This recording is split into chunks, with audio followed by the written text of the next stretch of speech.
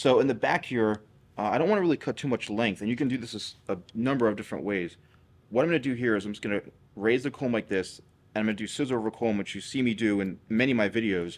So we're looking to get the back length probably about an inch to an inch and a half in length, not like, not too short, not too long, because this kind of look is known more for the texture and the flow that it has. So what we're going to do is go throughout the whole back like this, using scissor over comb, and just work up the head shape to where you get to about right into this area through here. And this is where we're going to start going shorter to longer. And the top here is going to be a little bit longer, probably about 2 to 2.5 inches in length. And the front is where it's a little more texturized. Once you get to about like right here, you're going to start to want to connect into the sides. I like to get the back done first. So let's finish the back here towards about, I'd say, an inch, probably an inch and a half, no longer than that in the back here. And then we'll start to work into the sides. All right, so now what I'm doing is I'm just doing scissor over comb throughout the entire back. You can use a clipper on this, but I like to do this all by hand. Now I'm just kind of outlining the ear. The reason I'm doing scissor over comb and not going in right with like a number 4 guard or a 3 guard or whatever is just because for this particular haircut, I really want to create more of a natural type of connection and look. And by doing it by hand like this, yes, it takes a bit more time.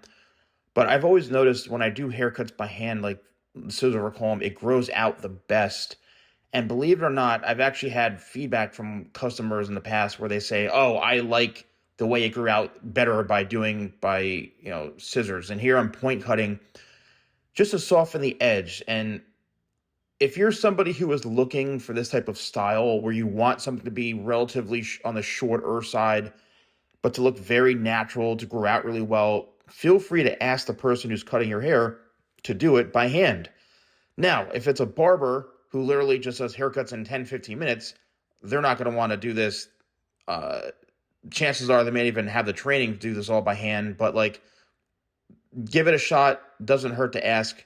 But either way, I think it looks great. So here is where I start to do the connecting of the back into the top. And as you can see here, I'm trying to follow the natural head shape and the roundness of the head shape. Now, if you have a cowlick in this area, or if you have a swirl or any sort of issues, just make sure you leave the hair a bit longer in that area and try your best to work that part into the haircut. So I'm cutting the hair in a way based off of how it grows, right?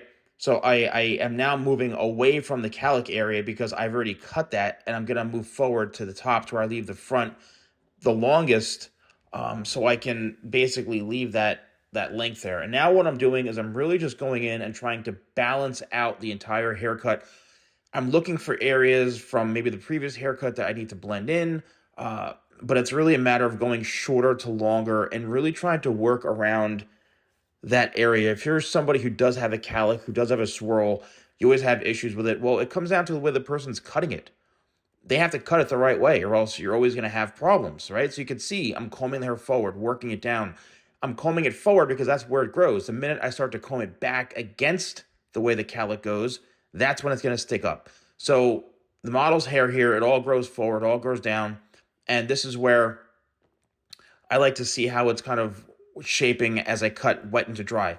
Now it's time to work into the corners, as you can see here. So the top, the corners, and the sides. So this is kind of like the corners, and you can see it connects right down into the sides. And I like to work my haircuts the same way, the top, the corners, and the sides.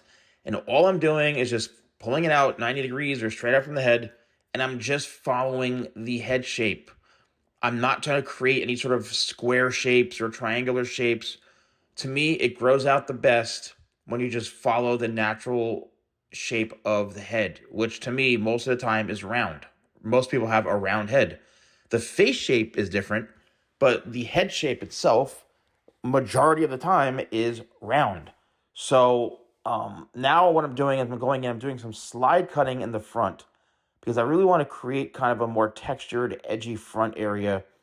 This is a do-it-at-your-own-risk technique if you're trying to do this at home, but it's one of those techniques where it really removes a lot of weight, and it's technically called slide cutting.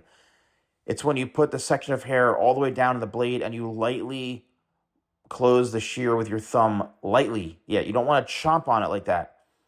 You're really just doing it very, very lightly. And now I'm going in with my magical point cutting, where I'm just grabbing the hair and feeling for areas that may need to be, that are a little bit on the thicker side. I'm just going in and removing some of that weight freehand. It's a great way to kind of see how the hair is falling, how it's laying, and to see how it reacts. Okay. Can you do this too much? Kind of, yeah.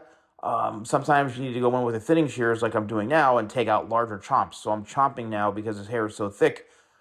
Sometimes you have to go to this. If you're wasting your time trying to point cut on hair that's just so thick, you just have to go in and use this technique of just the lift and chomp. The lift and chomp technique really just removes all that excess weight in one shot. And it's really best to do this on someone who's got really, really thick hair. Now I'm blow drying it, and you can see the haircut pretty much is going to speak for itself. This is something where you can use my matte pomade. You can use the crafted matte paste. The sea salt paste would work really well. Clutch Excel would work well. I mean, it depends on the type of finish, the type of look you want. If you want a more lived-in second day kind of texture and feel, then the crafted matte pomade would work. If you want to have a bit more of a matte finish with stronger hold, the crafted matte paste. The sea salt paste kind of sits right in the middle. So does Clutch Excel. And yes, I'm making some points here. You don't have to do that. You can style this however you want. But this is one of those haircuts where you can wear it messy, you can have some texture to it, and it's going to look great no matter what. So I hope you enjoyed it. Thanks for watching, and I'll see you all soon.